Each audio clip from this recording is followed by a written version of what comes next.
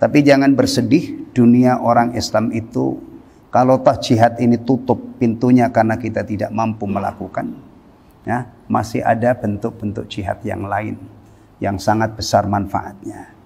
Jihadun nafs, jihad melawan hawa nafsu.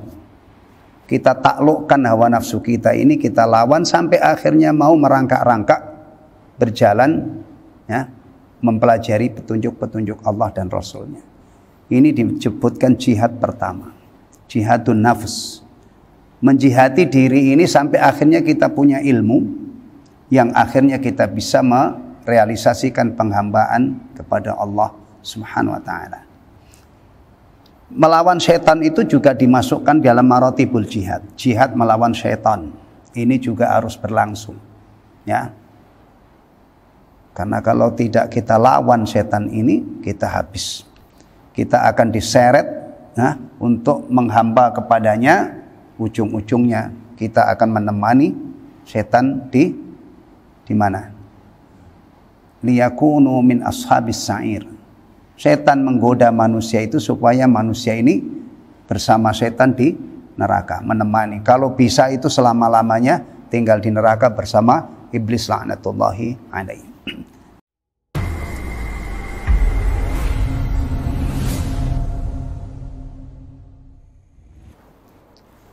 Assalamualaikum warahmatullahi wabarakatuh.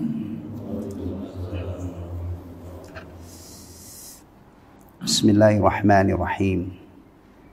Alhamdulillahilladzi arsala rasulahu bil huda wa dinil haqq liyudhhirahu 'ala ad-din kullih walau karihal musyrikun.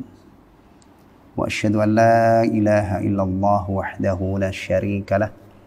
Wa asyhadu anna Muhammadan 'abduhu wa rasuluhu la nabiyya ba'dah. Sallallahu alaihi wa ala alihi wa azwajihi wa dhurriyyatihi wa sahabatihi wa man tabi'ahum bi ihsanin ila yaumiddin, amma ba'd. Ikhwatal iman rahimani wa rahimakumullah.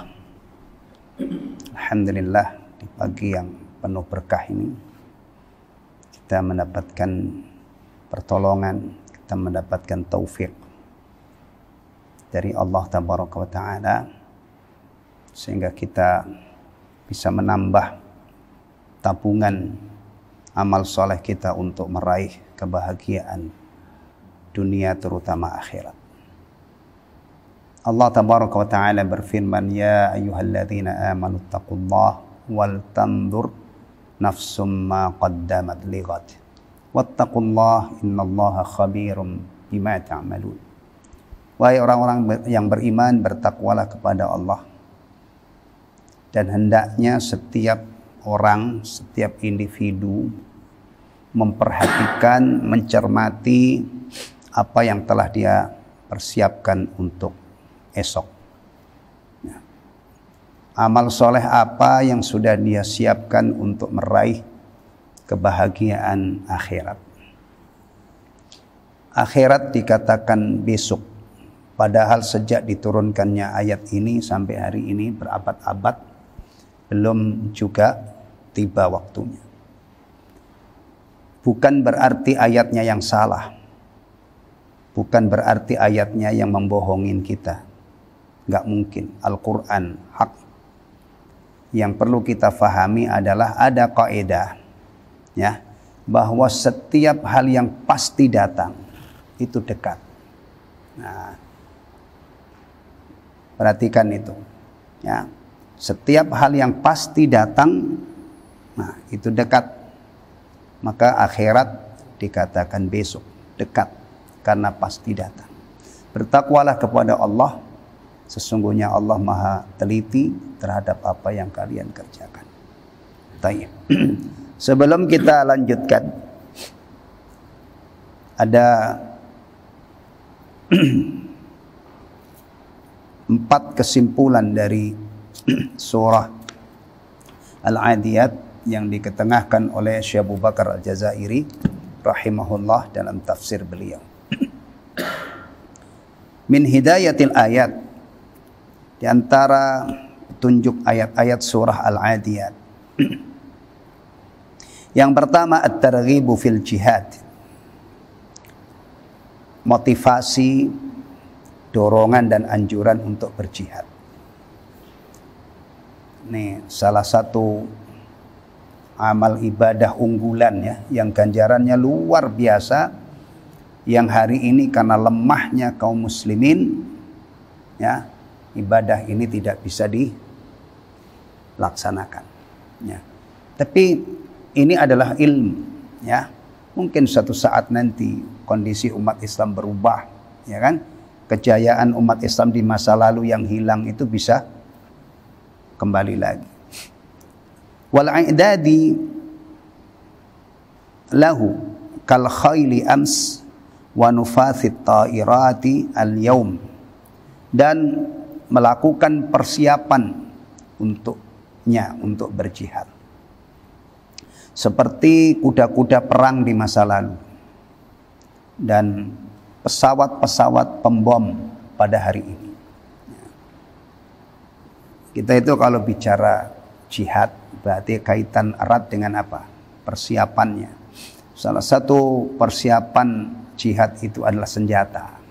Ya, senjata, kemudian orang-orang yang siap berjihad juga keterampilan. Senjata tapi tidak ada yang terampil menggunakan juga tidak ada gunanya. Ayat ini baru berapa abad ya? Kalau kita hitung pakai skala abad. Nah, wal 'adiyati dhabha. Nah, itu belum beribu-ribu tahun ya. Coba kalau kita hitung secara global. Ini Hijriyah itu berapa tahun Hijriyah? 14, kalau pakai skala abad, 14 abad kan? Ya, 15 kurang lebih. Itu pun masih jauh dari genap, ya kan? Tapi antum perhatikan, ketika kita hubungkan antara ayat ini 15 abad yang silam dengan hari ini. Kalau dulu itu khail, salah satu andalan perang, ya, peralatan perang atau persiapan perang adalah kuda-kuda perang. Hari ini, masya Allah, ya, perkembangan senjata itu dahsyat banget. Kenapa? Laku keras di pasaran dan harganya mahal. Kalau ada sesuatu yang laku keras di pasaran, harganya mahal, pasti orang-orang ini terus berusaha mengerahkan kemampuannya untuk terus berinovasi, sehingga perkembangannya cepat banget, ya, cepat banget, ya. Benar gak? Dan mahal memang. Negara-negara kaya itu kalau kita dengar anggaran belanjanya per tahun untuk pertahanannya, beli senjata itu ada yang sampai ribuan triliun. Kalau zaman sekarang, ya. Dan kita tidak punya apa-apa. Kita tidak punya apa-apa. Senjata ini sekarang dipegang oleh negara-negara yang setahu saya tidak ada satupun yang digunakan untuk poin ini, ya, untuk mempertahankan negaranya, ya, taib. Jadi benar-benar dari sisi ini kita bisa melihat bahwa jihad ini memang ibadah yang memerlukan persiapan, dan kita tidak punya apa-apa hari ini, maka jihad dalam arti perang melawan musuh-musuh Allah kita tidak mampu melakukan. Tapi jangan bersedih, dunia orang Islam itu kalau toh jihad ini tutup pintunya karena kita tidak mampu melakukan, ya, masih ada bentuk-bentuk jihad yang lain yang sangat besar manfaatnya. Jihadun nafs, jihad melawan hawa nafsu. Kita taklukkan hawa nafsu kita ini, kita lawan sampai akhirnya mau merangkak-rangkak berjalan, ya, mempelajari petunjuk-petunjuk Allah dan Rasulnya. Ini disebutkan jihad pertama, jihadun nafs. Menjihati diri ini sampai akhirnya kita punya ilmu yang akhirnya kita bisa merealisasikan penghambaan kepada Allah Subhanahu wa ta'ala.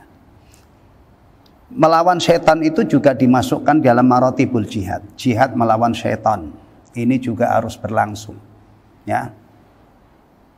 Karena kalau tidak kita lawan syaitan ini, kita habis.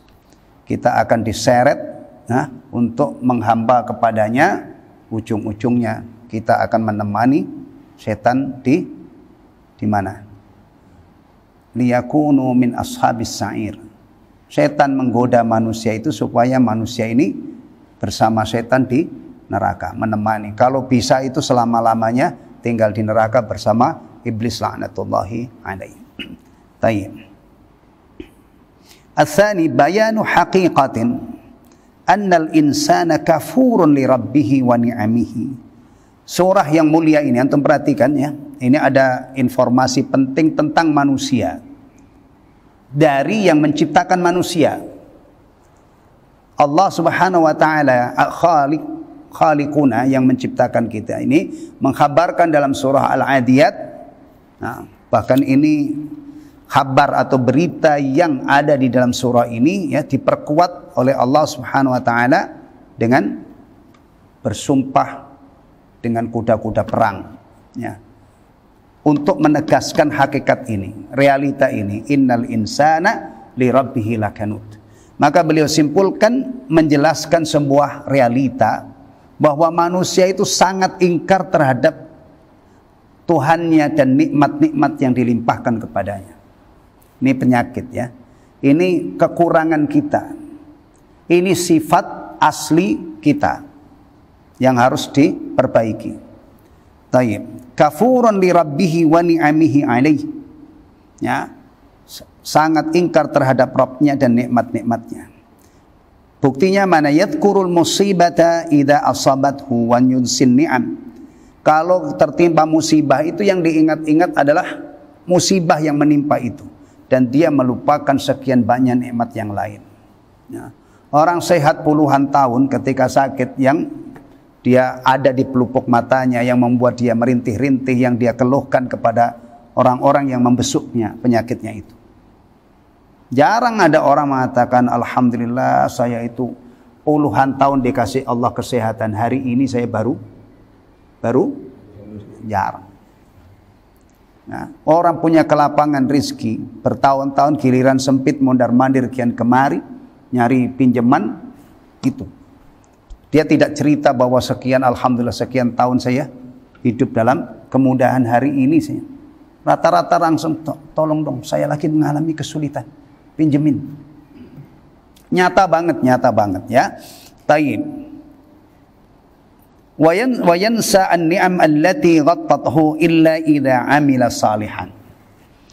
Dan dia melupakan kenikmatan yang meliputi dirinya, kenikmatan yang banyak kecuali jika dia beramal saleh.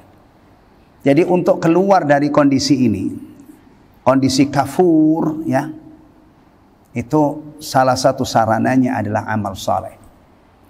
Karena amal saleh itu bisa mentazkiyah, bisa membersihkan dia dari sifat-sifat buruk dan juga bisa menjadi terapi untuk penyakit ini. Terutama ya amal soleh yang terkait dengan ibadah maliyah. Dia sedekah, dia bayar zakat ya. Lama-lama madrasah ini, madrasah besar ini, orang bayar zakat itu mungkin pertama itu berat banget. Walot banget. Perjuangannya itu Masya Allah. Sekali, 2 kali, 10 kali. Lama-lama dia sudah terbiasa. Kafurnya tadi sudah mulai terkikis. Bahkan orang beriman itu bisa menjadi sangat dermawan.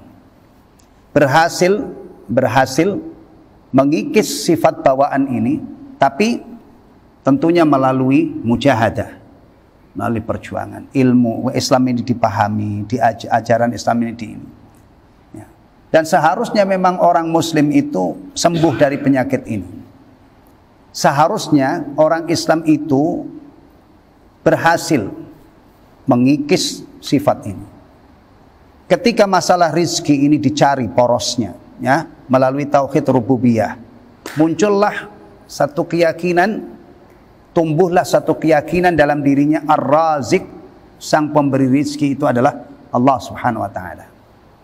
Sang pemberi rizki mengkhabarkan bahwa kalau hambanya itu bersyukur, Allah akan tambah nikmatnya. Sang pemberi rizki ini juga mengkhabarkan apa saja yang kamu infakkan pasti diganti oleh Allah. Sang pemberi rizki ini juga mengkhabarkan dalam kitab suci melalui firman-Nya, bukan firman Rasulnya ya, bukan sabda Rasulnya, langsung bahwa hamba-hambanya yang pelit ya, yang menyimpan hartanya, yang tidak mau mengeluarkan hartanya, tidak mau mengeluarkan zakatnya, diancam oleh Allah dengan ancaman yang sangat mengerikan. Ilmu ini kalau diakumulasi, digabung-gabungin gitu, akhirnya orang yang beriman ini dia tahu rizki itu dari Allah.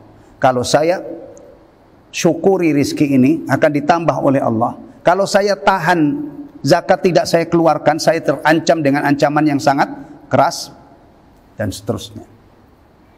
Ditambah lagi dia punya keyakinan bahwa nanti di akhirat harta itu akan dihisab oleh Allah, dari mana kamu mendapatkannya dan untuk apa kamu belanjakan. Sehingga kalau ada orang Islam itu sifat ini nggak berkurang, ingkarnya, pelitnya ya kepada Allah, kepada terhadap nikmat-nikmat Allah. Berarti pertanyaan, kemana saja ini orang ini? Bahkan kadang-kadang Islam dari lahir, tapi sifat ini ya tidak pernah dia upayakan supaya terkikis, berubah menjadi sifat yang sebaliknya yang sangat terpuji, yaitu syakur, bersyukur kepada Allah Subhanahu wa taala. Taib. Yang ketiga, bayanu annal insan yuhibbul mala hubban syadidan illa idza huddiba bil imani wal amalis salih. Mirip dengan yang tadi ya. Menjelaskan bahwa manusia itu mencintai harta amat sangat, kecuali jika ditempa dengan keimanan dan amal saleh.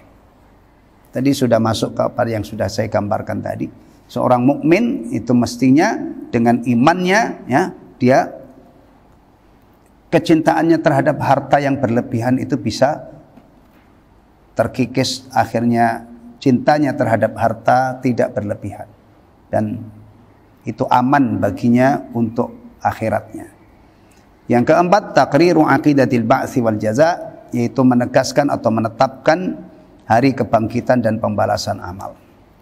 Afala ya'lamu idza bu'thira ma fil qubur wa hussila ma fis sudur inna rabbahum bihim yawma idzil khabir. Ini nanti ya, akhirat. Berarti dari ayat ini disimpulkan tentang adanya hari kebangkitan. Dan kalau sudah sampai di sini, kita itu kalau sudah yakin tentang adanya hari kebangkitan, lanjutannya adalah kita akan menerima balasan dari Allah Subhanahu wa taala. Atau kalau didetailkan itu adalah kebangkitan, kemudian hisab dan jaza. Ya. Jadi jangan sampai kita ini imannya hanya sampai pada hari kebangkitan. Enggak. Ketika kita sudah beriman tentang adanya hari kebangkitan, lanjutannya kita akan ngantri menghadap Allah satu persatu untuk diperlakukan hisab. Nah, kemudian juga bukan hanya hisab aja, dari hisab ini ada jaza. Ya. Orang yang beriman dan beramal soleh akan mendapatkan balasan sesuai dengan kadar iman dan amalnya, bertingkat-tingkat. Ya. Demikian juga orang yang kafir, mereka akan mendapatkan balasan kekafirannya. Kemudian ujung-ujungnya, puncaknya adalah balasan ini adalah surga atau neraka. Antum lihat betapa dahsyatnya ya surah-surah pendek seperti ini. Kalau saja kita ini memahami dan mujahadah untuk mengamalkannya, punya pengaruh yang sangat besar membentuk pribadi kita. Itu bisa bayangkan orang yang pribadinya ditempa dengan surah Al-Adiyat, dia menjadi hamba yang bersyukur. Cintanya kepada harta tidak berlebihan sehingga sifat dermawan menginfakkan harta itu akan sangat ringan baginya, ya, sangat ringan baginya. Cuman muskilahnya, ya, kita ini kadang-kadang membaca Al-Quranul Karim, tapi apa yang terkandung di dalam ayat-ayat yang kita baca itu kadang-kadang mogok di level pemahaman. Paham aja enggak, tahu aja enggak gitu loh. Ya.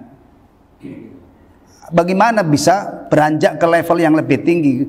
Sekalipun orang itu misalnya hafid, sekalipun orang itu bagus bacaannya, tapi tidak paham.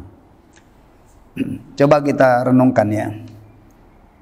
Seorang muslim yang istiqamah sholat 5 waktu plus sholat, nggak usah tahajud dulu.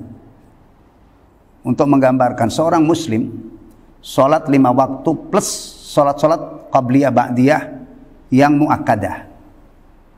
Dalam kondisi normal berarti berapa rakaat itu? 17. Kalau yang sunnah muakkadah rawatib, sholat sunnah rawatib yang muakkadah 12 rakaat, 29. Kalau kita gabungkan berarti 29 rakaat. Itu hanya sholat menjaga sholat 5 waktu dan plus qabliyah ba'diyah yang sangat dianjurkan. 12 ya. Kemudian di dalam syariat Islam ini ada ketetapan la sholata liman lam yaqra' bi Fatihatil Kitab. Tidak sah sholatnya orang yang tidak membaca surah Al-Fatihah. Berapa kali kalau seandainya dalam 10 tahun orang ini istiqamah menjaga sholat 5 waktu, baca Fatihahnya itu sudah berapa kali? Ribuan kali kan? Ribuan. Nah, seharusnya orang yang membaca surah Al-Fatihah ribuan kali itu, ya, pengaruh surah Al-Fatihah dalam hidupnya itu sudah sangat kental, sudah sangat dahsyat. Apa? Sikap bara'ah, berlepas diri dari agama selain Islam itu sudah jelas banget. Dari mana? Dari doa yang ada di penghujung surah ini. Ihdinas siratal mustaqim. Tunjukilah kami jalan yang lurus. Dulu sudah kita kaji ini. Di awal kita ngaji juz amma itu diawali dengan tafsir surah Al-Fatihah. Taib. Tunjukilah kami jalan yang lurus, memiliki 2 makna. Mohon kepada Allah agar dibimbing masuk ke dalam Islam. Alhamdulillah sudah muslim kan? Kalau sudah muslim kita masih sangat berhajat dengan doa ini. Karena makna doa ini adalah beri kami taufik, istiqamahkan kami, teguhkan kami di atas Islam. Setelah masuk ini, ya, minta diteguhkan, minta diistiqamahkan, minta diberi taufik supaya bisa mengamalkan detail daripada ajaran Islam. Berarti kita sangat membutuhkan doa ini. Siratal mustaqim ditegaskan itu adalah siratal ladzina an'amta alaihim. Taib, jalannya orang-orang yang telah engkau beri nikmat. Siapa mereka? Nabiyyin, siddiqin, syuhada, salihin. Dipertegas lagi, ini baroahnya ya. Ghairil maghdubi alaihim waladhdallin. Bukan jalannya orang-orang yang dimurkai. Tafsir dari Rasulullah adalah al-Yahud. Kemudian dikembangkan menjadi waman syabahahum, Yahudi dan orang-orang yang serupa dengan mereka. Ulama-ulama Islam yang khianat dengan ilmunya berarti ada miripnya dengan Yahudi. Waladhdallin, dan bukan orang yang sesat. Banyak ibadah tanpa dalil ditafsirkan oleh Rasulullah an-Nasara. Coba 10.000 kali, atau bahkan tidak sampai segitunya, mestinya 100 kali kita membaca surah Al-Fatihah itu sudah ada hasilnya. Kita punya pertahanan yang kokoh. Ke dalam kita ikut memohon kepada Allah supaya diistiqomahkan mengikuti jalannya para nabi, siddiqin, syuhada, dan salihin. Kemudian keluar kita punya sikap baro'ah yang tegas kepada Yahud wa Nasara. Kalau kepada Yahudi dan Nasara saja kita memohon kepada Allah agar kita tidak dibiarkan mengikuti mereka, apalagi agama yang lebih jauh daripada itu. Hindu, Buddha itu mah sudah ini banget mestinya. Jadi kita akhirnya dari membaca surah Al-Fatihah kita menjadi muslim sejati, punya sikap baro'ah yang kuat terhadap agama lain. Tapi kadang-kadang orang itu membaca ribuan kali sama sekali tidak ada ini, ya. Dan ini relevan banget kalau dibuat renungan, karena ini orang-orang ya, Nasara terutama ini punya gawe yang bikin gempar, ya. Yang seharusnya itu tidak ada lagi pertanyaan-pertanyaannya kalau sudah mapan ini. Bolehkah kita mengucapkan selamat Natal? Oh itu sudah. Kalau orang itu faham tentang masalah ini tadi, lakum dinukum waliyadin atau doa yang ada di dalam surah Al-Fatihah, udah tidak perlu tanya, dia sudah harusnya itu sudah tahu bahwa ini bukan bagian dari agama kita, nggak ada sangkut pautnya. Jadi baroahnya itu ini banget gitu loh. Ya. Atau misalnya surah Al-Kahfi. Al-Kahfi itu kalau 5 tahun yang lalu orang baru ngerti misalnya bahwa di antara sunnah hari Jumat itu, amalan sunnah hari Jumat membaca surah Al-Kahfi. 5 tahun yang lalu itu sudah berapa kali dia baca surah Al-Kahfi. Membaca aja rutin insya Allah sudah syibah, sudah hampir hafal itu, ya, hampir hafal karena dibaca rutin, ya kan? Di situ ada bantahan Allah terhadap orang-orang yang meyakini Allah punya anak. Liyundziral ladzina qalu ittakhadallahu walada, supaya Rasulullah ini, Muhammad ini memberi peringatan, menakut-nakuti, menyampaikan ancaman kepada orang yang meyakini Allah punya anak. Malahum bihi min ilm, mereka tidak punya ilmu tentang itu. Jadi keyakinan Allah punya anak itu nggak ada ilmunya, nggak ada dasarnya. Kalau bahasa kita nggak mungkin ada dalilnya. Wala li abaihim, demikian juga bapak-bapak mereka. Tayyib, kaburat kalimatan takhruju min afwahihim, betapa buruknya kalimat yang keluar dari mulut mereka itu, menyatakan Allah punya anak. Iyaquluna illa kadziba, mereka tidak mengucapkan melainkan dusta. Jadi keyakinan Allah punya anak itu keyakinan dusta, nggak ada dalilnya. Kalau ini faham kan berarti tidak ada lagi apa?